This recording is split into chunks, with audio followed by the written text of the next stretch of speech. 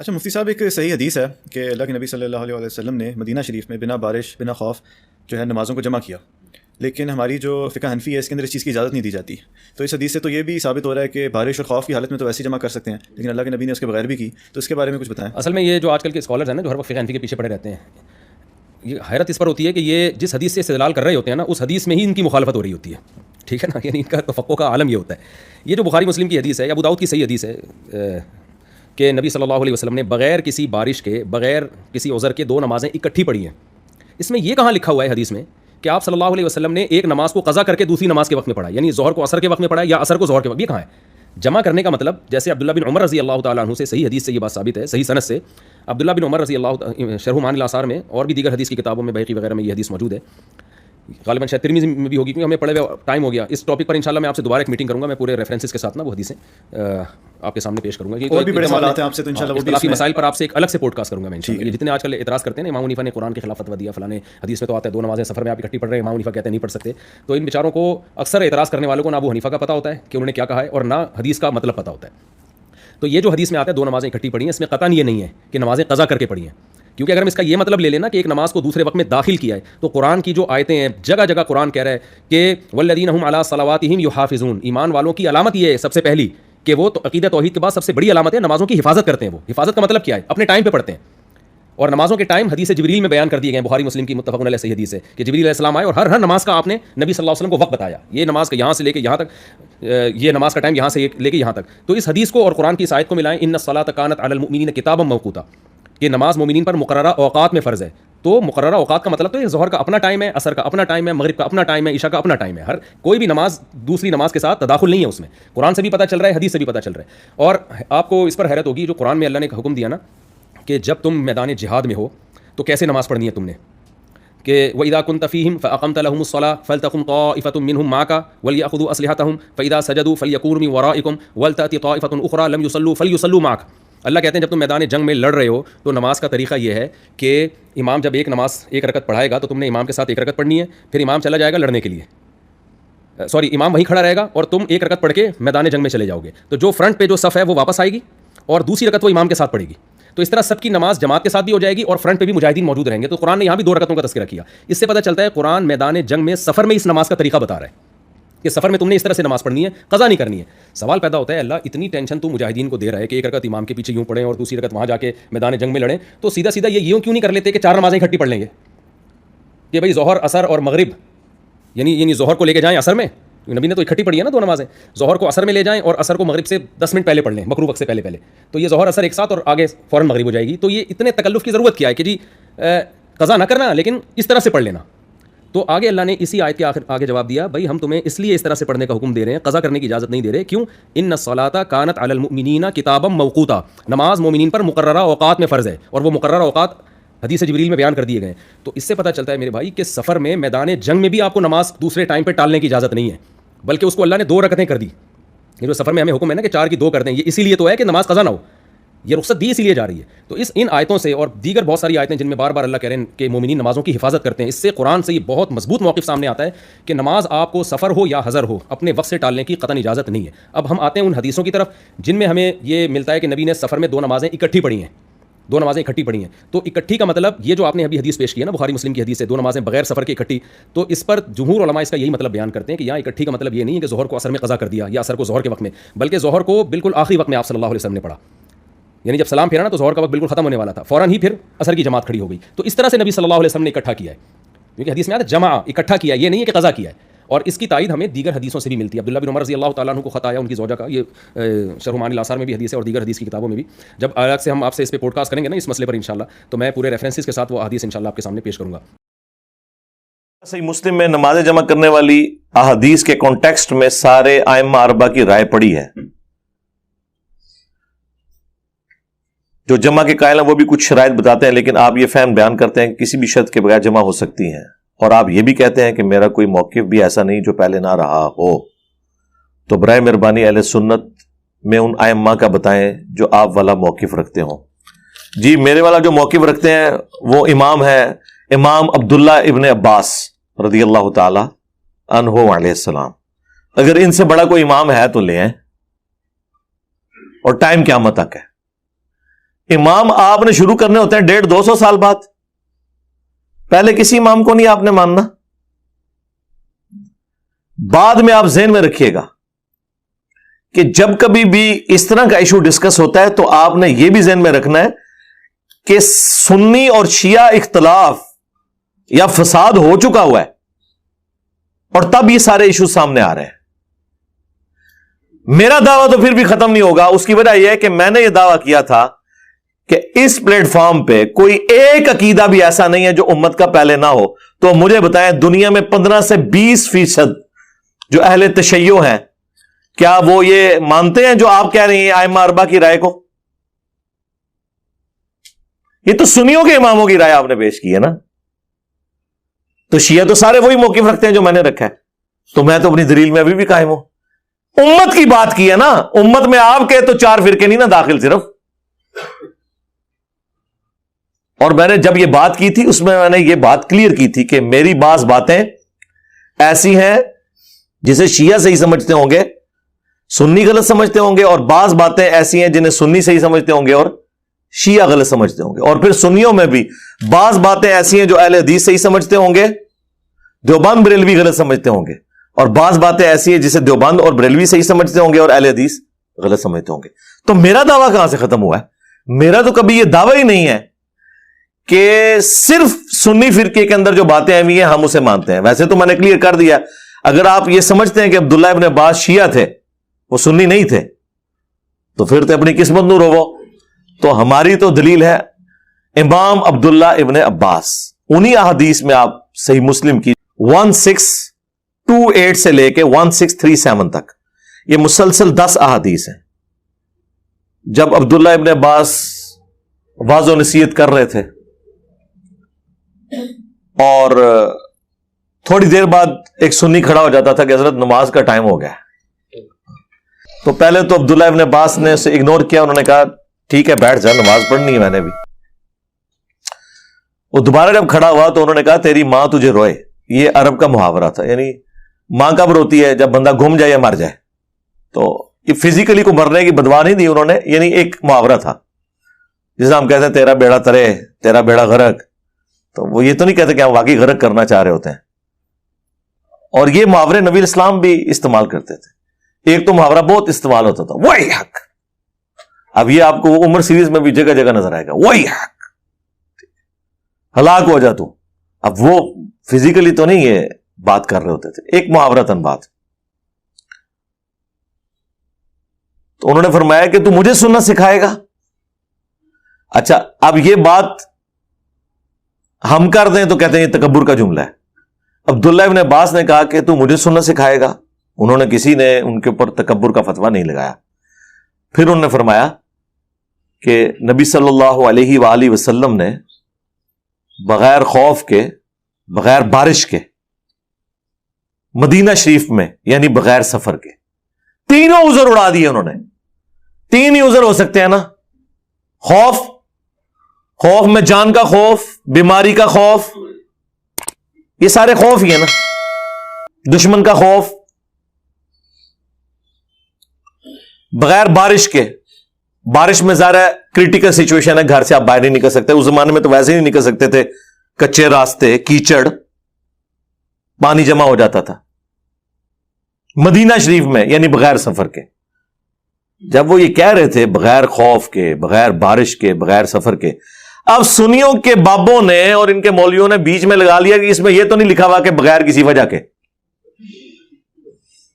یہ عبداللہ ابن عباس کے فرشتوں کے دماغ میں بھی یہ بات نہیں ہوگی کہ اس میں سے یہ پک کسی نے نکال لینی ہے. وہ یہی تو کہنا چاہ رہے تھے کہ کوئی وجہ نہیں تھی.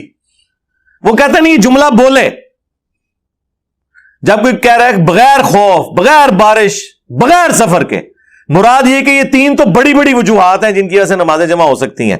اس سے یہ بھی ثابت ہو گیا کہ ان تینوں جگہ پہ ویسے ہی ہو سکتی ہیں.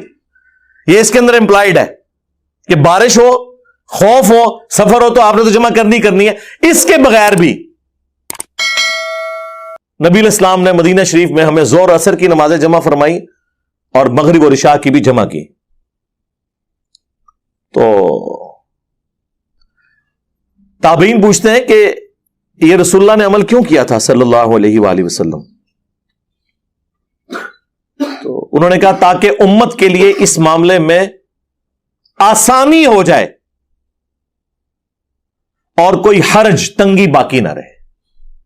دو باتیں ارشاد فرمائی ہیں, امت کے لیے آسانی ہو جائے اور کوئی تنگی باقی نہ رہے. یہ آپ نے جملے ذہن میں رکھنے ہیں. امام عبداللہ ابن عباس, یہ امام ابو حنیفہ, امام شافعی, امام مالک, امام احمد بن حنبل کی بات نہیں ہو رہی ہے.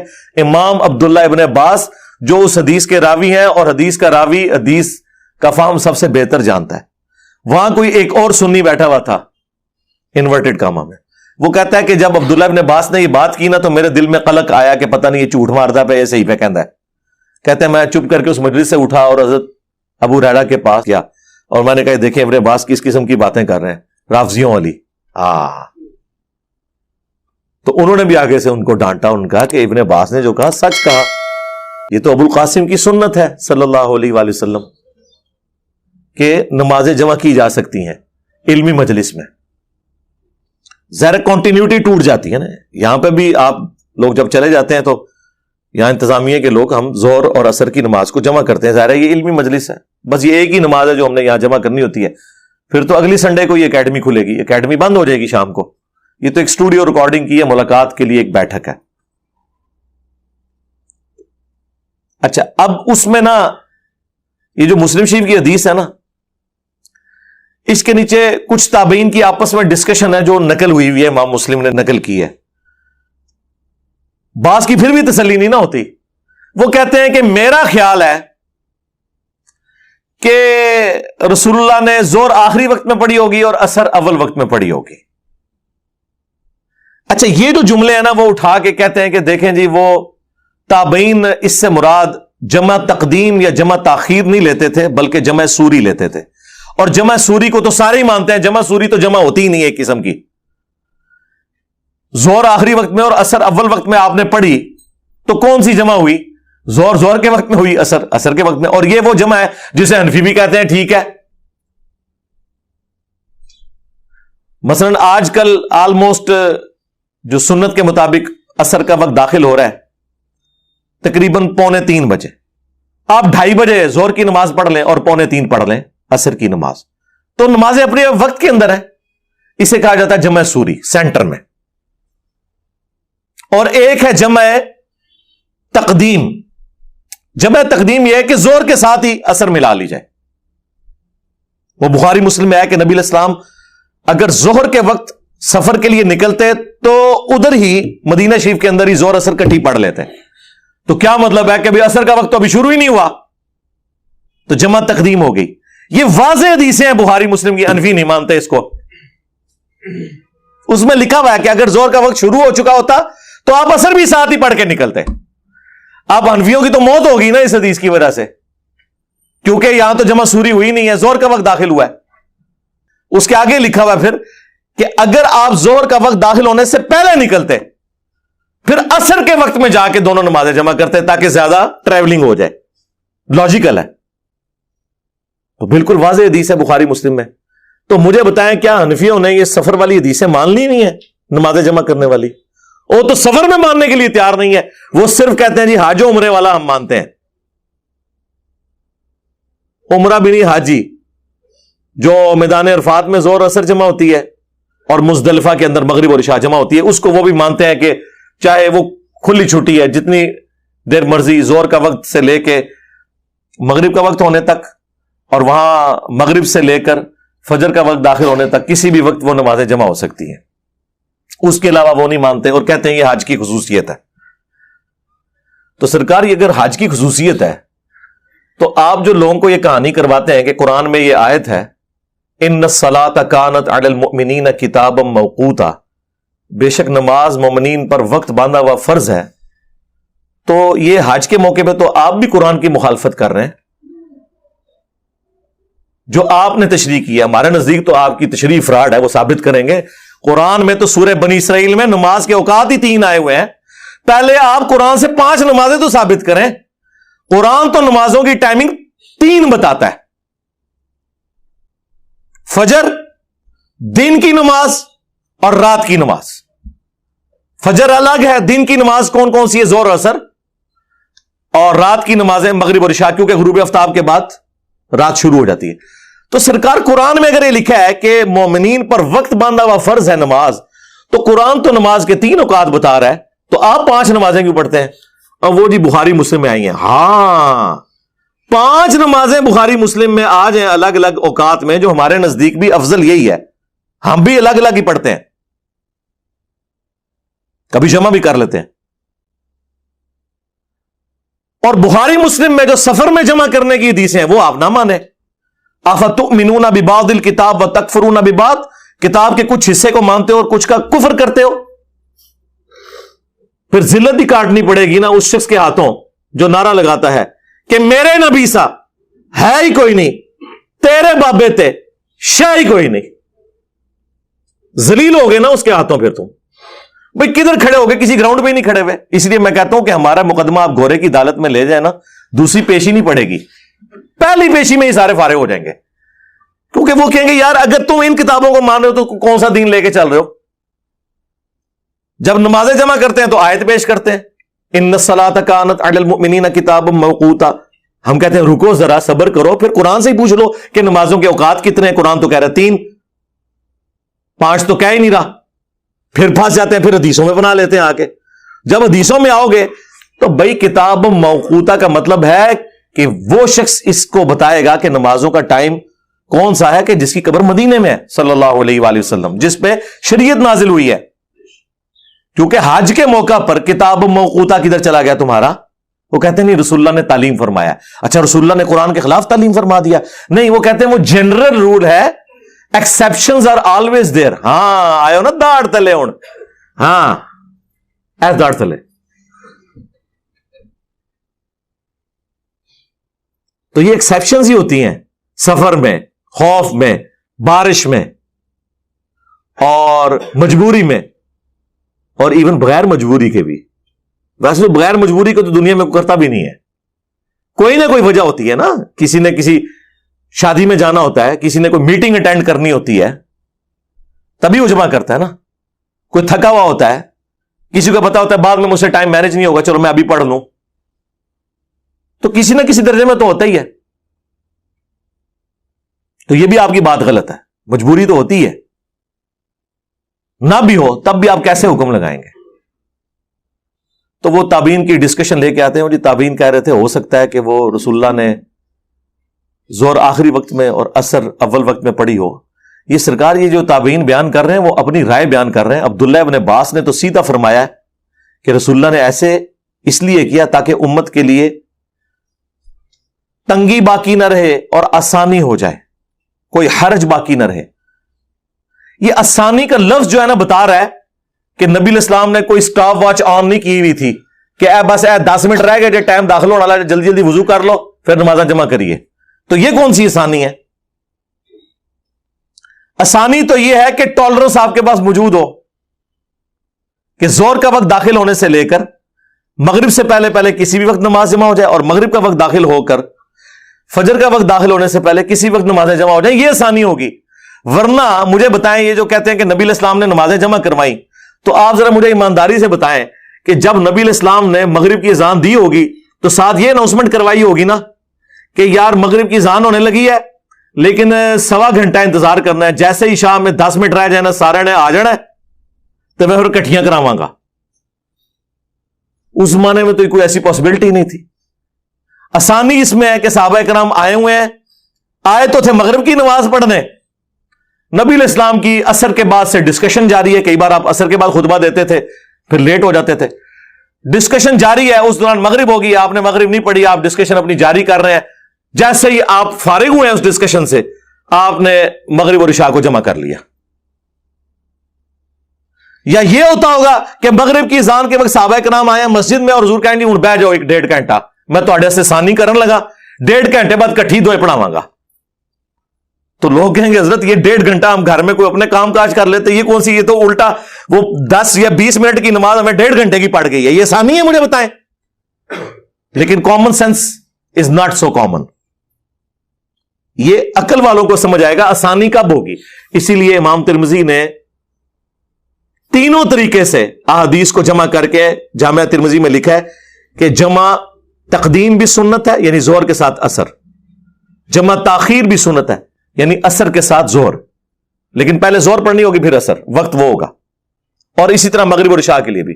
और जमा सूरी भी सुन्नत है। लेकिन जाहिर है 100 करोड़ इमाम तिरमिजी सुन्नी तो थे, लेकिन उन्होंने हदीस में यह नकल तो किया कि नबी इस्लाम ने मुस्लिम वाली हदीस इमाम तिरमिजी भी नकल की, बगैर खौफ के, बगैर बारिश के, बगैर सफर के नमाजों को जमा किया। और इब्ने अब्बास का फतवा भी नकल किया ताकि उम्मत के लिए आसानी हो जाए, कोई तंगी बाकी ना रहे। और फिर कहते हैं लेकिन हमारे जो आइम्मा है ना, अहमद बिन हंबल और इमाम शाफी, वो कहते हैं बगैर वजह के नमाजों को जमा नहीं करना चाहिए। तो कहते हैं आपके इमाम, मैं कहता हूं जी अभी उठ के कब्रों से निकल के हमें तो कोई फर्क ही नहीं पड़ता। उसकी वजह यह है कि हमने तो उस शख्स को अपना इमाम माना है जिसकी कब्र मदीने में है, सल्लल्लाहु अलैहि वसल्लम। जी सरकार, इस दौर के इमाम शाफी और इमाम अहमद बिन हंबल और इमाम मालिक वो लोग होंगे ना जो इस दौर में दीन सिखा रहे हैं। इस दौर के लोग उस जमाने में होते तो उस जमाने में वो इमाम शाफी, इमाम अहमद बिन हंबल होते। ठीक है, जिस तरह मैंने अजराए तफन्नुन कई दफा कहा है कि आपने अगर उस दौर का कोई इंजीनियर मोहम्मद अली मिर्जा देखना है ना, तो इमाम मुस्लिम का मुकदमा पढ़े, हदीस की सेहत के हवाले से वो कितने स्ट्रिक्ट है। और ये तफन्नुन के तौर पे है, मैं तो इसको बेअदबी शुमार करता हूं। हाँ, मैं ये कहता हूं कि इस दौर में अगर इमाम मुस्लिम का कोई जानशीन देखना है तो हमें देख लें। वो तो जमानों से क्या फर्क पड़ता है मेरे भाई, सब फॉलोअर है। इमाम वो है जिसकी कब्र मदीने में, सल्लल्लाहु अलैहि वसल्लम। ये सारा, ये बाबा परस्ती की वजह से तो सारा जनाजा निकला है। इस हवाले से एक और हदीस जो पेश की जाती है ना, इमाम तिरमिजी रहमतुल्लाह अलैह ने उस हदीस को खुद ज़ईफ लिखा है जामिया तिरमिजी के अंदर कि जिसने बगैर उज़र के 2 नमाजें जमा की तो वो गुनाह कबीरा का मुर्तकिब हुआ। ये हदीस अल मुस्तदरक लिल हाकिम के अंदर भी है और फज़ाइल अमाल के अंदर भी शेख ज़करिया ने नकल की है रवायत और इससे अपनी हनफियत साबित की, लेकिन नीचे उन्होंने अरबी में लिख दिया कि ज़ईफ है। हां, ये काम डालते हैं ये लोग। तो ये नमाजें जमा करने में आसानी उसी वक्त होगी जब आपके पास टॉलरेंस मौजूद हो। लिहाजा सफर में करनी है या हजर में करनी है, बारिश में करनी है या खौफ में करनी है, किसी वजह से करनी है या बगैर वजह के करनी है, नमाजें बहरहाल 5 ही रहेंगी, अलबत्ता वो जमा हो जाएंगी। अहले तशय्यो ने अपनी रूटीन बनाई हुई है नमाजें जमा करने की। उनकी फिक्र में भी लिखा हुआ है कि नमाजें हमेशा जमा करना ये अफजल नहीं है। रसूलुल्लाह का उमूमी अमल क्या है? 5 नमाजें अलग वक्त में पढ़ना। हम जवाद नकवी साहब हाफिज़हुल्लाह ताला को जब मिलने गए और वतुल वुस्का के अंदर, मैंने जोर असर कट्ठी जमा की मस्जिद के अंदर, वो जोर पढ़ के बाहर निकल आए और इंतजार कर रहे थे मेरा। और मैं समझा शायद हमारी वजह से उन्होंने किया कि चलो मुझे सुन्नी मिलने आए हैं तो मैं नमाजें अलग पढ़ूं। तो उनके साथी बताने लगे नहीं, ये असर जो है ना वो बाद में पढ़ते हैं, ये नमाजें अलग वक्त में पढ़ते हैं, ये जमा नहीं करते इधर। वो कहते हैं मेरे लिए कौन सा मसला है, मैं तो बाद में पढ़ सकता हूं ना, चलो बच्चों की तालीम का हर्ज होता है और उन्होंने रूटीन में जमा की हुई है। और अहले सुन्नत के यहां भी अफजल नमाजों को अलग औकात में पढ़ना है, जवाज यहां पे भी मौजूद है। लिहाजा ये जो मैंने क्लेम किया था कि मेरा कोई एक नजरिया भी ऐसा नहीं है जो इस प्लेनेट अर्थ पे किसी मुसलमान फिरके का किसी न किसी शक्ल में ना हो, मुझसे ज्यादा ही सख्त होगा, कम नहीं होगा। मसलन हज़रत मुआविया के बारे में जो मेरा मौकिफ है रज़ी अल्लाह ताला अन्हु, हम तो एहतराम से नाम लेते हैं, ये अहले सुन्नत में तो आपको मुख्तलिफ शक्ल में, इमाम अब्दुल रज़्ज़ाक़ की शक्ल में, इमाम हाकिम की शक्ल में, इमाम नसाई की शक्ल में, इमाम शाफी की शक्ल में तो नजर आएगा, लेकिन वर्स्ट फॉर्म में शिया के यहां नजर आएगा। वो तो बहुत आगे चले जाते हैं। लेकिन आप यह नहीं कह सकते कि मैंने कोई ऐसा नजरिया अडॉप्ट किया हुआ है जो किसी का नहीं है। तो नमाजें जमा करने में भी अहले तशय्यो एक बहुत हार्ड लाइन ले गए। प्रैक्टिकली अवाम उनकी फिक्र में तो उनके यहां भी है कि नमाजें 5 औकात में अलग पढ़नी चाहिए, लेकिन जिद आ गई ना, जब सुन्नियों ने कहा कि नमाजें जमा करना हराम है, उन्होंने कहा फिर ठीक है, आ जाओ मैदान च, असी इस मुर्दा सुन्नत को जिंदा करांगे। जिस तरह यहां पे अहले हदीस चौथे दिन ऊंट कुर्बान करके कहते हैं मुर्दा सुन्नत जिंदा कर रहे हैं, हालांकि वो रवायती कमजोर है। हां, पगड़ी की मुर्दा सुन्नत कोई नहीं जिंदा कर रहा, उसे मुर्दा करने में सबसे बड़ा हाथ ही अहले हदीस का है। टोपी की सुन्नत को मुर्दा, टोपी और पगड़ी की सुन्नत के कातिल जो है वो अहले हदीस है, इसलिए इस मुर्दा सुन्नत को कभी वो जिंदा नहीं करेंगे। अपने अपनी मर्जी की सुन्नतें जिंदा की हुई हैं सबने। तो फिर शिया ने भी यही किया, उन्होंने कहा ठीक है, ये नहीं कायल, हम करेंगे जबरदस्ती। और दूसरी तरफ हार्ड लाइन ले ली सुन्नियों ने, उन्होंने कहा कि नहीं, हम तो कहेंगे हराम है। हां, अहले हदीस को मैं क्रेडिट देता हूं कि उन्होंने थिंक आउट ऑफ बॉक्स किया है। जुर्रत दिखाई है कि उन्होंने इस चीज को माना कि नमाजें जमा हो सकती हैं। लेकिन जब से ये हमारी वीडियोस आई हैं, अब वो भी बैकफुट में। अब हमारे मोहल्ले में जो अहले हदीस की मस्जिद है, बारिश का ओले भी पड़ रहे, वो नमाजें नहीं जमा करवाते। पहले हल्का सा बादल भी आ जाए तो नमाजें जमा कर लेते थे, जिद में आए हुए हैं। तो मुझे क्या फर्क पड़ता है, हम अपने 2 भाई साइड पे लेके अपनी नमाज जमा कर लेते हैं, हमें क्या फर्क पड़ता है। जिद और हठधर्मी, और खुद सारे ये नफे उठाते हैं। तारिक जमील साहब हाफिज़हुल्लाह ताला, उनके ड्राइवर ने खुद बताया कि मौलाना के साथ जब हम सफर में होते हैं तो मौलाना तो नमाजें हमेशा जमा ही करते हैं। देख लें। लेकिन मौलाना से अगर हम कहें कि आप जरा इसका अलम उठाएं तो उनके लिए मुश्किल हो जाएगी। एक बहुत बड़े अहले हदीस आलिम, जिनके वो लाल रुमाल वाले भाई जो हैं वो सऊदीया में हैं, उनका एक बड़ा भाई जो है ना वो G11 में उसकी मस्जिद है, मेरा ऑफिस उसके पास ही था। और ये मैं कोई 2008-9 की बात कर रहा हूं ऑलमोस्ट, यानी आज 20 नवंबर 2022 है, तो आप समझ ले ऑलमोस्ट ये 14 साल पुरानी बात है। उस वक्त मुझे कितने लोग जानते होंगे। मेरी अभी शेख जुबैर साहब से ही सिर्फ मुलाकात हुई थी, और अभी मैं नया नया अहले हदीस की तरफ गया था, तहकीक कर रहा था। तो ज़ाहिर है मुझे तो कोई जानता नहीं था, वीडियो तो मेरी कोई है ही नहीं थी यूट्यूब के ऊपर। वीडियोस तो आई हैं 2009 के अंदर 1-2, बाकी 2010 से शुरू हुई हैं प्रॉपर। तो मैं उन्हें मिलने के लिए गया, मगरिब की नमाज के बाद मैं उनके करीब हुआ। मुझे पता चला कि ये चंद बड़े उलमा में से है ना अहले हदीस के। मैं नाम नहीं लेता, फिर वो पर्सनल हो जाएगा, सबको पता ही है, अहले हदीस को तो पता चल जाएगा कि किसका मैं नाम ले रहा हूं। तो वो गपशप शुरू हुई, तो मैंने उनसे वैसे, जो नया नया बंदा तहकीक में होता है उसे वैसे ही चस्का लेने में मजा आता है इस तरह के। तो मैंने कहा जी, अब ज़ाहिर है मेरा तो वो रिकॉर्ड उन्होंने करना ही था, ज़ाहिर है एक एटॉमिक एनर्जी का ऑफिसर है, इंजीनियर है, तो वो कोई आम बंदे से तो बात नहीं कर रहे। मैं अपने दोस्तों के साथ गया हुआ था। तो मैंने कहा जी ये नमाजें जमा कहते हैं ये तो हराम है, ये तो राफजियों का तरीका है। मैंने कहा सर मुस्लिम में 10 हदीसें हैं। अच्छा, उनको ये पता चल गया कि इसे पता है कि मुस्लिम में 10 हदीसें हैं, तो अब एक स्टेप मैंने पीछे आना है। फिर उन्होंने कहा हाँ वो मुस्लिम में है, उसमें सफर में तो आप कर सकते हैं। मैंने आम हालत में हराम की बात की थी। मैंने कहा हाँ मुझे पता है कि अहले हदीस सफर में करते हैं, और बारिश में भी, हाँ कहते हैं हम बारिश में भी कराते हैं हम जमा। तो मैंने कहा उसमें तो वाज़ेह है कि बगैर सफर के, बगैर खौफ के, बगैर बारिश के। कहते नहीं जी उसमें ये तो नहीं है ना कि बगैर मजबूरी के, कोई ना कोई मजबूरी तो होती होगी। मैंने कहा चले इसको ही आप प्रमोट करें, मतलब आप लोगों को कभी बारिश और सफर के बगैर भी नमाज जमा करवा दिया करें कि भाई ये भी एक सुन्नत है। तो फिर उन्होंने इधर उधर देखा, मुझे कहते हैं मैं तो कर लेता हूं जमा। खुद सारे ये फायदे उठा रहे हैं, मैं आपको बताऊं। लोग तो कहते हैं ना इल्म दीन हासिल करें, आप मुश्किल में पड़ जाएंगे। मैं आपको कसम उठा के कहता हूं कि अगर आपको इल्म दीन है ना, आप दीन को आसानी से प्रैक्टिस कर सकते हैं। दीन बिल्कुल हल्का है। ये इन्होंने मुख्तलिफ किस्म के चुंगलों में आपको फंसाया इसलिए हुआ है ताकि आप इनसे मसले पूछते रहे और आपको ये मजीद उलझा के ना साइको बनाते रहे। ऐ ना करना है हो जाएगा, वो ना करना है हो जाएगा, नहीं ऐ कोई नहीं साबित, इंज नहीं होता। कहने लगे यार मैंने कई बार बीवी के साथ ना बाजार जाना होता है ना, तो ये तो कई बार इतना लेट करती है, मगरिब हो जाती है, तो फिर मैं अपनी बीवी को पीछे खड़ा करके ना, जैसे ही 12:10 पे जोर का वक्त दाखिल हुआ, हम जोर असर इकट्ठी करते हैं, फिर मैं कहता हूं जाए जिधर मर्जी आराम से शॉपिंग करे, आराम से मगरिब के वक्त हम वापस आके। तो फिर मैंने कहा यार अंदाजा करें, ये लोग खुद फैसिलिटीज अवेल कर रहे हैं, लेकिन उम्मत, वो जो इब्ने अब्बास मेरे इमाम ने फरमाया था ना, ताकि उम्मत के लिए आसानी हो जाए और कोई तंगी बाकी ना रहे, इन्होंने बिल्कुल उलट अमल किया। हां, ताकि ना कोई आसानी हो और तंगी बरकरार रहे, और खुद ले रहे हैं।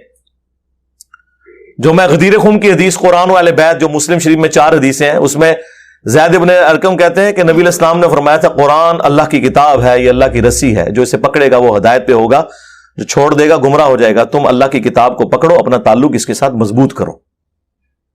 और फिर ज़ैद इब्न अरकम कहते हैं नबी इस्लाम हमें तरगीब दिलाते रहे, अल्लाह की किताब, अल्लाह की किताब, अल्लाह की किताब। اور پھر فرمایا دوسری بھاری چیز میرے اہل البیت ہیں، میں اپنے اہل البیت کے معاملے میں تمہیں اللہ کا خوف دلاتا ہوں.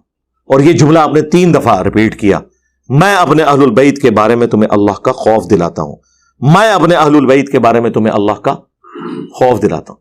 امت بالکل الٹ چلی، نہ قرآن کو عقیدوں میں پکڑا، حالانکہ ہر نماز کی ہر رکعت میں پڑھا ایاک نعبد و ایاک نستعین، لیکن اسی مسجد کے ساتھ جو بابا دفن تھا نا، نماز پڑھنے کے بعد اس بابے سے بھی مانگ کے گھر واپس آئے. یہ توحید میں سے سیکھا.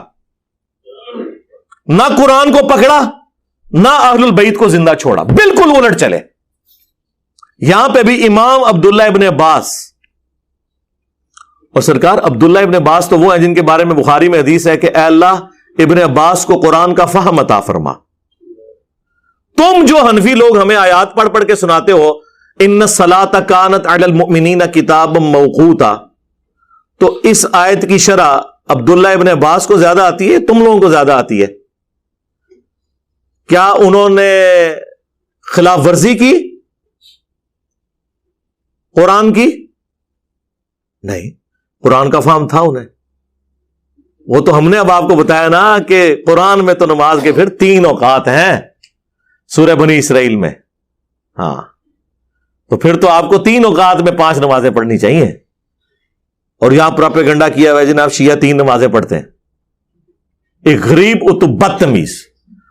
اور یہی سنیوں کی جہلیت ہے جس نے شیعہ کو اپنے کئی غلط نظریات پر محکم کیا. انہوں نے کہا یہ تو ہے ہی جاہل ہے، ان کو تو اپنی مسلم شریف کا نہیں پتا، ویسے ہمارے سے کر رہے ہیں.